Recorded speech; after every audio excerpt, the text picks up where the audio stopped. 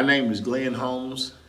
I'm a food hub manager and executive director of the new North Florida Cooperative in the Holmes County Food Hub. Could you give us a brief overview of the food hubs in Holmes County, North Florida, and what got you interested in school sales?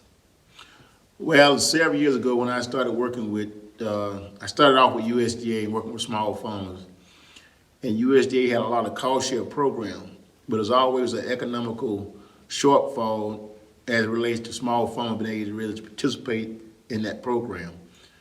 So I thought that if it was a market out there that small farmers could access, it would help them economically be able to utilize those programs. And probably about 8 to 10 years after I thought all that, I engaged a meeting in Atlanta, Georgia, with other small co-ops, food directors, Ag Marketing Service, FNS, and the idea was how efficient would it be for small farmers to procure with local school district. And that was my entry with selling to the school began about 20 years ago. Okay. Not only do you run a food hub, but you are a producer too. Tell us about what you grow on your farm and why you chose schools as a market for your product. Well, we mostly grow what I call culturally sound product. We try to target school district with a high African American population. So of course we look at collard greens, we look at sweet potatoes, sweet corn, field peas, and one of the main reasons we chose this school market because it made it easy for us on production, planning our production, processing, and also distribution, because we can do it in either small quantities or large quantities. It's based on how the schools plan on making the product. Okay, did you make any special adjustments to your farm, like infrastructure, safety, processes, or give us an example to meet the requirements of school markets? Yeah, both hubs, both in Florida and Mississippi, had to go through both FDA and the local state health inspections.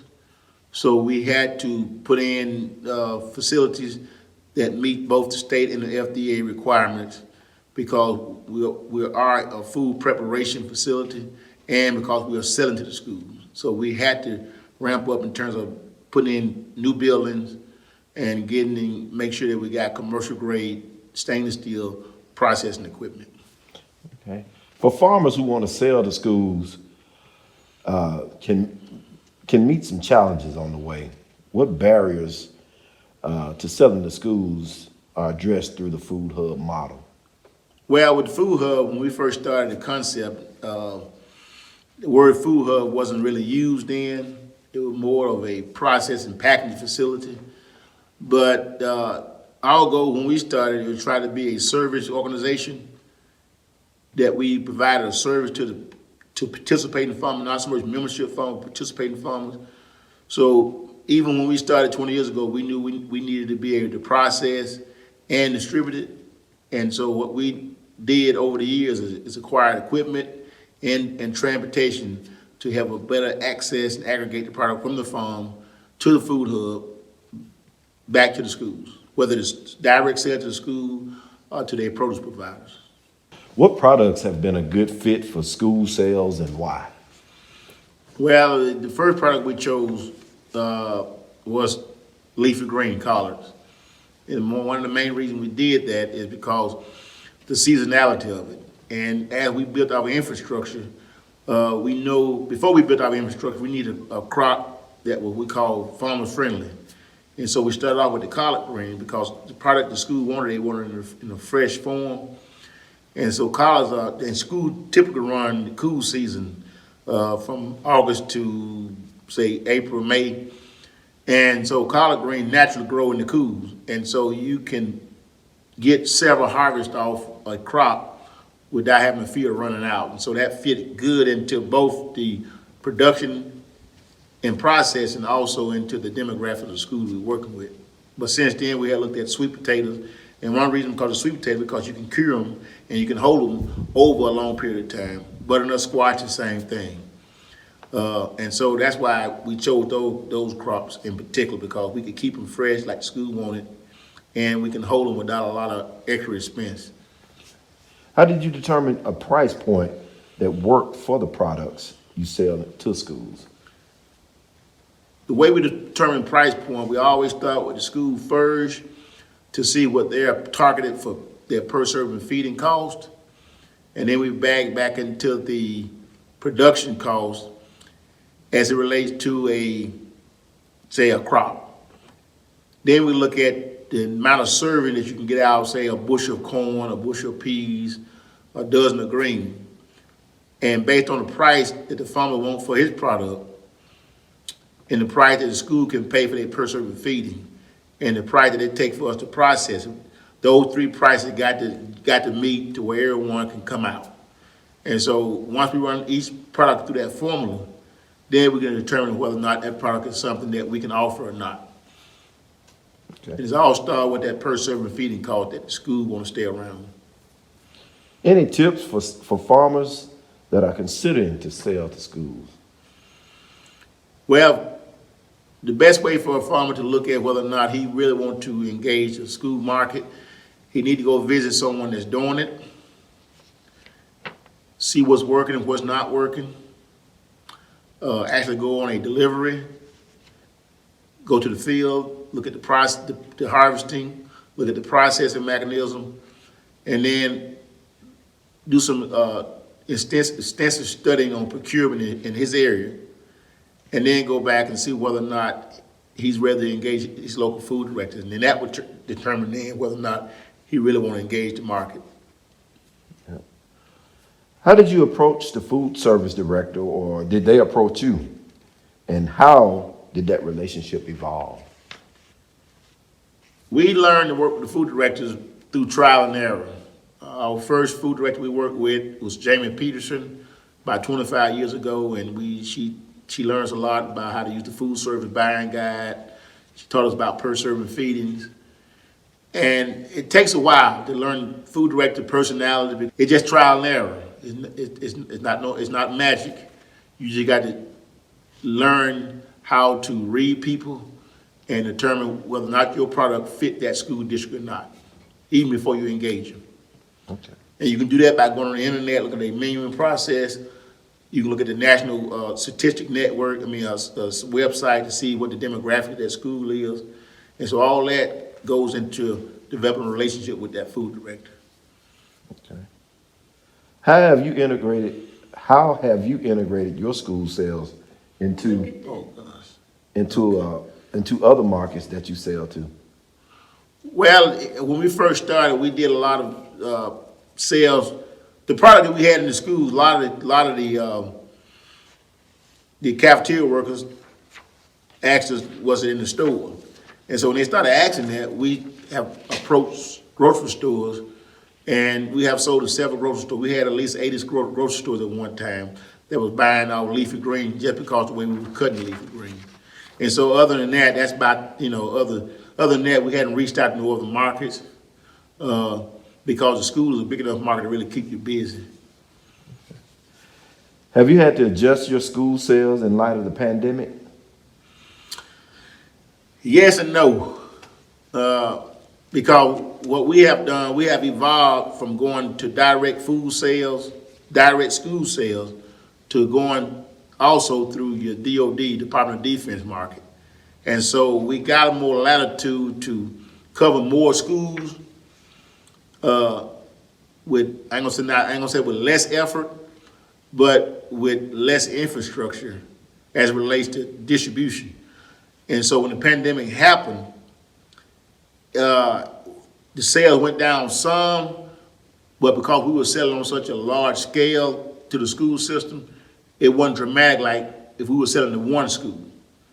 So when you're selling to the DOD market, you're actually selling to an entire state. So the numbers dropped that some, but it wasn't dramatic to where if we were selling to one school, we probably would have zeroed us out almost. Okay. Mm-hmm. Did you have to adjust the product types that you're selling to the school when the pandemic hit? Did they want a specific product? Did they narrow it down to one, or did they keep that same product? When the pandemic hit, our product selection really got more unique because a lot of the schools wasn't doing when they were doing sack lunches, and so because of the relationship we had developed with them, we went from not supplying them fresh leafy greens to doing what we call snack packs. We started prepackaging fresh vegetables for them, apple slices, not tomato, but orange slices, plums, grapes,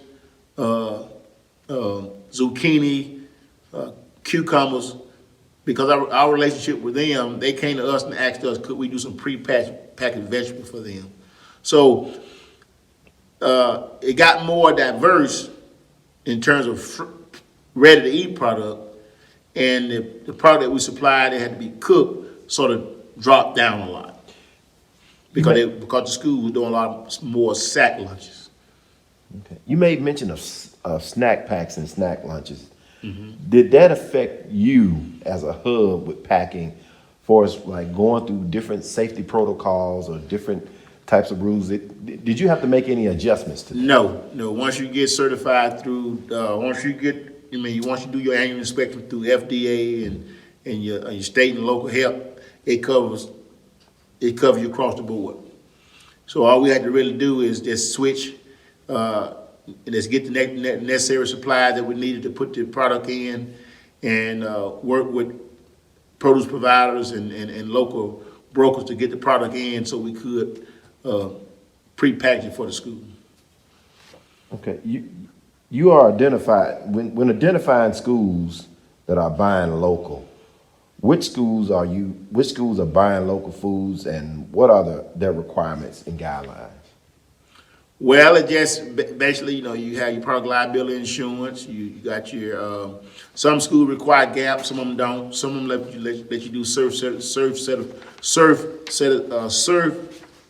certifying GAP, and basically that's it. You got your product liability insurance. You got your annual inspection from the state.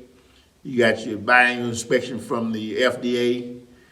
And you got your either you got your GAP certification, or in some cases, school let you do self-certification.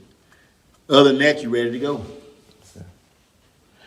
Do you, when you do your research, you may mention that you research your schools. Do you particularly look at larger schools, smaller schools, or schools that particularly fit your criteria, what you're selling? But what we do when we get ready to look at a school district, we look at the food director, we look at the cultural makeup or ethnic makeup of the school district. We look at their menu, what they're menuing now, and then all that determines then whether or not we would engage that school before we even start. And so there's a lot of different factors goes into selecting schools, and it varies from area to area. But from our perspective, we always look at the demographics and look at that cycle mean that the schools are using, and to see whether or not we can cycle some of our product that we are supplying to the school into their cycle menu. Another advantage, sometimes a disadvantage that small farmers have is that most of their products they produce, a lot of times they produce when school not in, or else the enrollment, as with summer schools, is very low. Networking is critical, and being able to talk to the food director and looking at and talk with them about buying what we call freshly frozen items. And if she can do it, locate you a local commercial freezer if possible, and try to develop a way to communicate between that commercial food freezer operation and the school. That way she know it is a certified facility that can hold frozen food, and that may be a way for you to be able to get more variety of product into that school system. Back in the day, we called it freshly frozen. That means it's been frozen only for a short period of time. And so if you got more product that you can sell to the school, but it comes off during the season when the school has either low enrollment or not open, talk to the food director about maybe buying fresh or frozen food from you. And that way it can add more variety into a local procurement process. For my opinion, and this somewhat of a closing, is a lot of cultural barriers in farm to school, and I think everybody need to look in their closet and see what they can do to help. All food directors, I know we're all in this social justice movement now, and so I appeal to the African American food directors to go an extra step to try to reach out to the African American farmer community that's really in trouble now, to try to figure out how they program can enhance and create some type of sustainability initiative for small minority farmers. A lot of times, small farmers feel like they cannot engage school districts, and it's not hard. Basically, you need to look at the capability of what you can grow, what you make and package, and then engage a school district. We have had guys, farmers that grew satsumas, persimmons, on a small scale, and they basically went and met with the food director and started a relationship with her, and she was able to take that small amount of, since it was a small amount of persimmons, she was able to work it into her menuing process without a lot of extra effort. And because it was a small purchase, she could procure from them under that small vendor threshold, so it wasn't a threat to overall procurement process. So my advice to small growers is just go sit down and talk with your food director. Don't try to supply everything that she serves. If you want to specialize in one item, specialize in it and offer it. And if she said, well, I can use 100 more cases, but all you can produce is 20 cases, you just tell her all I can do is 20 cases. And most food directors will make a special attempt to just let you do maybe 3 or 4 schools just to help you move that product. So my advice to small farmers, just engage them. And I believe they'll work with you on your level. Don't try to grow too big, because you can always outgrow success.